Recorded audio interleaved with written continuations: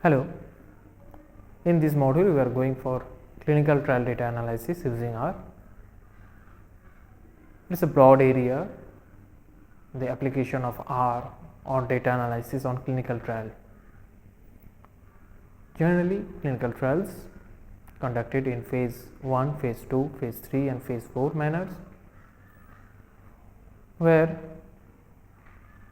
data from subject on humans comes from phase 2 and phase 3.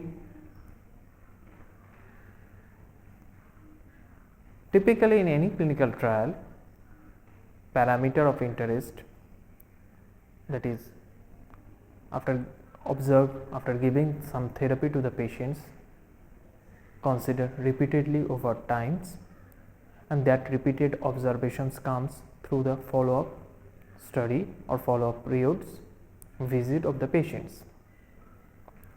When we are having same patients repeated measurements over the study period, then there are some issues to consider for data analysis. On the other hand, when you are having more than one therapeutic group or arm, maybe 2, 3 and 4 arm, then issue become more complicated for the analysis and to find out the which treatment is doing better during the follow-up study. For example, we are having one existing drug to control the blood pressure, and we want to introduce another new drug also to reduce the blood pressure. Now we want to find out the new one is doing better control for blood pressures or not. For that, a typical clinical trial is required to perform, where patients' blood pressure data should be considered repeatedly over time, and the same drug to the same patient will be given repeatedly over time. There are so many challenges, but here we will put some lights on basic clinical trial data analysis using R. Let's start the module. Here this learning objective, here how to use R for competing risk analysis. Here we will illustrate one example through R. This reference is on competing risk analysis using R, an easy guide for clinician. This paper came on bone marrow transplantations on volume 40 in 2007. So it's an open source article. It is requested to you may go through this article also for details exploration and elaborations. So in these presentations we are using one function called cumulative incidence, that is taken from that from the author's website to run the competing risks. It is to be noted that in competing risks is one problem in high-level data analysis, where we are having problem with event. In generally, events defined as event happened or not, occurred or not, as if event happened is defined as 1, if it not happened it or censored case, then it is defined as 0. But sometimes, as we already mentioned, that event, that is death, may be not because of the therapeutic effect, may be because due to some other reason. For example, patient treated with cancer and they followed for certain period of time, maybe some years or some months, and after some follow-up, one patient or few patients died due to some reason like suicide, or due to some reason like some accident. So these are happened just because of death. We should not consider these death as event of our interest, that is considered as event due to the therapeutic effect. So because death reason is something different, so these factors should be considered separately. for analyzing data, and that can be done through cumulative incidence functions. So here, to analyzing competing risk event or competing risk modeling, cumulative incidence is one of the important functions should be considered for analyzing data. We will come later in these slides how to run with the cumulative incidence, but it is requested to go into details about the cumulative incidence function buildup in the author's website. Here, in addition to the cumulative incidence, we are also working with one library that is called CMRSK. This library is dedicated to handling the data with competing risk modeling, and as an example here we are considering first variable called DIS. DIS standing for disease type. So later on definitely we will define what is disease, different type of disease here, but here we are having two kind of disease. For example, one disease is defined as 0 coded disease, and another one is 1 coded disease. Second variable is f time, is basically the follow-up time. Here we are considering the follow-up time as days, but the follow-up time units maybe month or maybe year also. Here the third variable is considered as status. So at the last follow-up, the patient status has been considered. It is to be remembered that in earlier slides where we have done other server analysis model, we have considered the status as 1 or 0, or sometimes we had considered 1 and 2. So 1 and 0 considered as their death happened or not happened.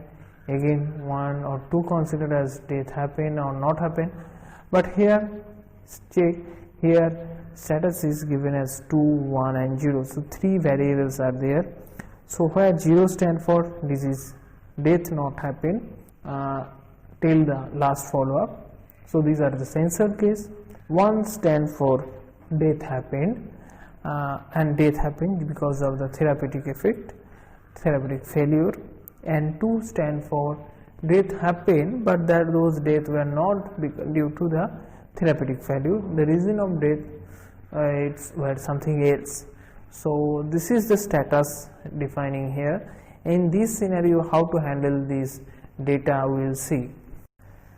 And this variable like disease, f time and status has been assigned to data.frame through functions of help as a database BMT. So BMT stands for bone marrow transplantations, and the data is considered from the bone marrow transplantation data.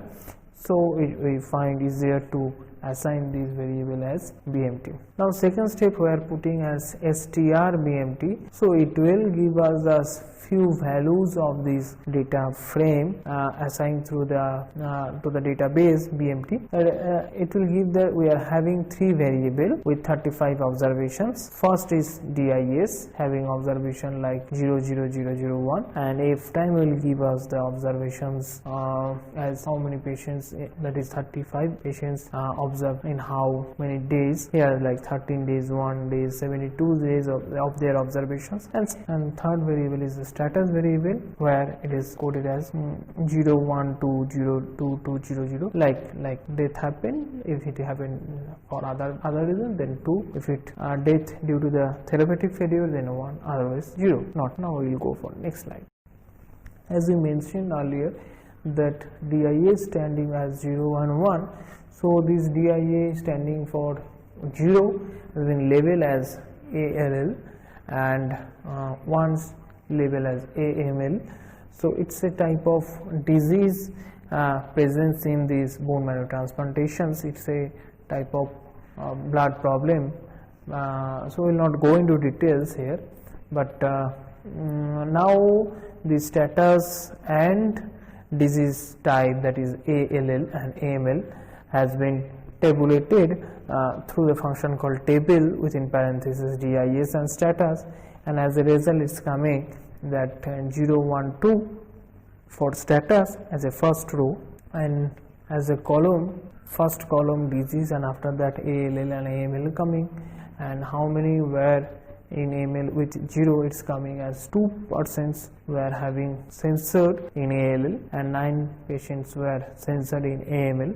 3 patients were died in ALL and 6 patients died in AML, and 12 patients died in ALL due to some other reason, not for this therapeutic failure, and 3 patients died in AML due to some other reason, not for therapeutic failure.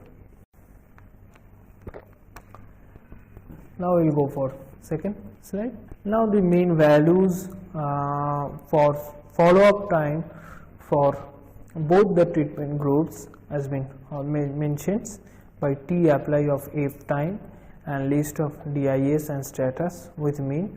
So it shows that those were censored observations for ALL, they were having mean follow-up time was 53.50 days. Those who had died in ALL group, they were having 4.33 mean follow-up times, and those who are died but due to some other reason, their follow-up time was 9.33. In addition to that, those died in AML group, their follow-up time was mean follow-up time was 4.16. Those who are not died into AML group, their mean follow-up time was 32.55, and those who are died due to some other reason in AML group, their mean follow-up time was 6.33. It is required to be considered checked before directly applying the cumulative incidence, because if these measurement or mean values are not equally distributed in the both arm, then there is it can be noticed that there is a treatment failure in comparison to one arm to others. So here our main objective, how to find out that AML group is doing better in comparison to ALL group or not, and in place of where we are having problem with competing risks. Now come to the functions, that is cumulative incidence. This function is useful to deal with the competing risks, and this cumulative incidence within parenthesis if time, status, comma, DIS, comma, sense code is considered as 0. If you don't consider the sense code, by default it will consider the value is having the least value is having as a sensor code, but it is good practice if we can consider what is the sensor code. So here as a sensor code of this patient, censored has been defined as 0. So that is to define it, we had mentioned sense code equals to 0, and when we are talking on going for the making the plot, then we can go for X lab with a duration of month or days, anything. So now we are going to the result part, and these are results where it is tested the equality between these two groups. You see the estimate with different point of time is given like 0, 10, 20, 30, 40, 50, 60 and 70 days, and here also we in first column showing the ALL, AML, ALL and AML. So first column 1, that is those who were died, for them the predicted survival probability is given by first row. For AML, for those are died, for them the predicted survival probability given by the second row. For AL group, those died due to some other reason, that is for due to the competing risk, for them time wise like for 0 days, 10 days, 20 days, 30 days, 40 days, 50 days, 60 and 70 days, their duration of survival also been given. And for AML, those were in competing risks, for them also this corresponding survival probability given. The estimates observed as a standard error for the each time points also given next line, and for each time intervals. So now we are going for another application of the same functions. Again we are applying the cumulative incidence functions with F time, status, DIS, sensor code, and here we had segregated this time interval into 0, 3, 6, 9, 12, 26, 12, 24, 36 and 48 months or days. So whatever your unit you will prefer, you will put that, and here you can see that in that time intervals these estimates of survival probability, how Let's keep on changing. Corresponding for 1 stand for AL1 stand for those patients who had died and treated with AL group. AML1 stand for those patients treated with AML and died due to the treatment effect. Again AL2 here also standing for those patients treated with AL but died due to competing risks, and here AML2 also stand for those patients died due to competing risks. The importance of the competing risks is that it is very necessary to account the death due to other reason. For example, those patients treated with, here we are giving one example on BMT, but another example can be considered as head and neck, where this patient treated with radiotherapy, and those patients treated with radiotherapy, they are having some chance of die due to pneumonia aspirations. So as a effect of treatment, pneumonia aspirations occur and those patients die due to pneumonia aspirations, that can be considered as death as competing risks. So this is another example we can apply competing risk modeling in real life scenario. I'll come again into this result part. Again here in this slide we had modified our time intervals with different confidence interval as well, and we are getting the different results here. So earlier slide we was not having any level of significance, as by default we have considered 95% confidence interval, but here we may change our confidence interval for one level to another level, and we are getting the different results. Now again I am getting here the confidence interval as 0.95, and corresponding for L1 and L2 I am getting the results for lower and upper confidence limit, as the lower and upper Saravel results I am getting. Again this function is applied for AL2 also, these functions to generate confidence interval for lower and upper. These are contributions. Now we are going for Kaplan-Meier estimations in presence of competing risks when we are having disease status, and we may apply by changing the by changing the disease status 2 as a 1, and we may check the results with the cumulative incidence observed as a competing risk, so we can find out the effect of death due to other reason into the sample data. That can be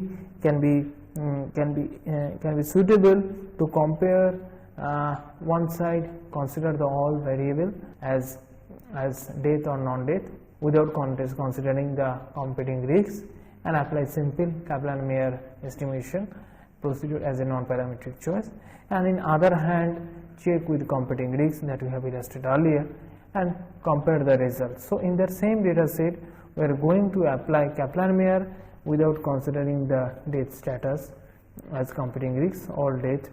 Now we are considering this data set as BMT1 and replace BMT as BMT1.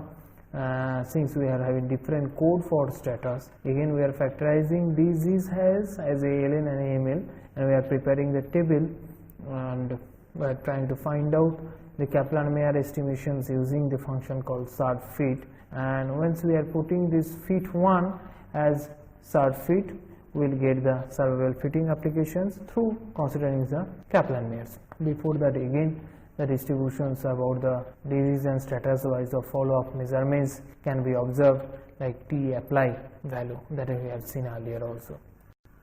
Coming the results obtained through the Kaplan-Meier estimation. Here disease 1 and 0, that is standing for ALL and AML, having confidence interval and maximum median intervals, median survival follow-ups, number of event, and results are coming here. So it is to be noted that here how the difference is there. Here in comparison to earlier results, here number of event is coming 15 for the ALL, and for AML it is coming only 9, where the median survival is obtained as 8 days, and for AML it is coming only 10 days. So with corresponding 95% confidence interval. So that is the difference results observed with considered with Kaplan-Meier estimator, but it is not suggested, just for illustrations and for exploration it is requested to apply Kaplan-Meier estimation in addition to the application of competing cumulative incidence for competing risk modeling. But once you are having competing risk problem and you are aware that your data is having competing risk, then you should go with this function called cumulative incidence, because cumulative incidence function is the only applicable function that can solve the problem with competing risk modeling for survival data analysis. In this model we have illustrated how to handle competing risk modeling using R.